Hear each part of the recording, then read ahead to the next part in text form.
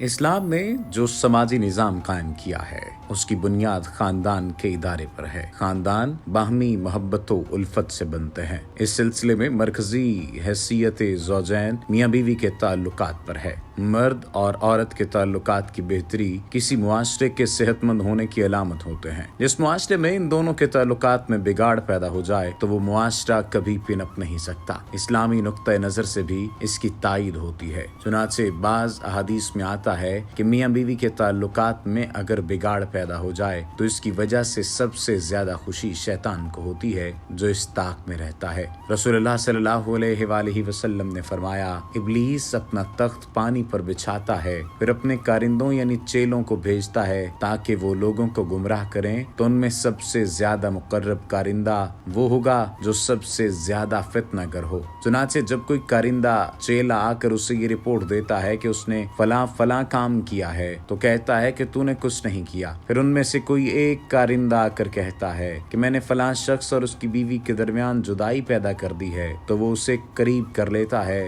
اور کہتا ہے کہ تو بہت اچھا ہے، یعنی تو نے واقعی کچھ کام کیا ہے۔ اسی طرح بعض حدیثوں میں مذکور ہے کہ شخص نے کسی عورت کو اس شوہر کے خلاف اکسا کر بگاڑ پیدا کر دیا تو وہ ہمارا آدمی نہیں ہے۔ اس اعتبار سے جو شخص کسی عورت کو بھڑکا کر میاں بیوی کے درمیان نفاق ڈالتا ہے یا تفریق پیدا کرتا ہے یا جھگڑا کھڑا کر دیتا ہے تو احادیث نبوی کی روح سے شیطان کا ایجنٹ ہے۔ میاں بیوی کے درمیان محبت و الفت اور باہمی ہم آہنگی پیدا ہونا بہت ضروری ہے تاکہ دونوں مل کر اپنے حقوق و فرائض بخوبی ادا کر سکیں اور اپنی اولاد کی بھی صحیح تربیت کر سکیں، جن کے کندھوں پر اگلے خاندانوں کو سنبھالنے اور انہیں قائم رکھنے کا بار بوجھ رکھا جائے گا۔ مگر اس کا مطلب یہ نہیں کہ میاں بیوی کے درمیان کبھی کوئی اختلاف پیدا ہی نہ ہو۔ ظاہر ہے کہ اختلاف ضرور پیدا ہوں گے اور زندگی کے مختلف موڑوں پر ان میں اتار چڑھاؤ بھی آئے گا۔ ایک دوسرے سے کچھ نہ کچھ شکایتیں تو ہوتی ہی رہتی ہیں اور ایسا ہونا ایک فطری بات ہے، کیونکہ زندگی ہمیشہ یکساں نہیں رہتی بلکہ اس میں نشیب و فراز آتے رہتے ہیں۔ اس لیے میاں بیوی دونوں کو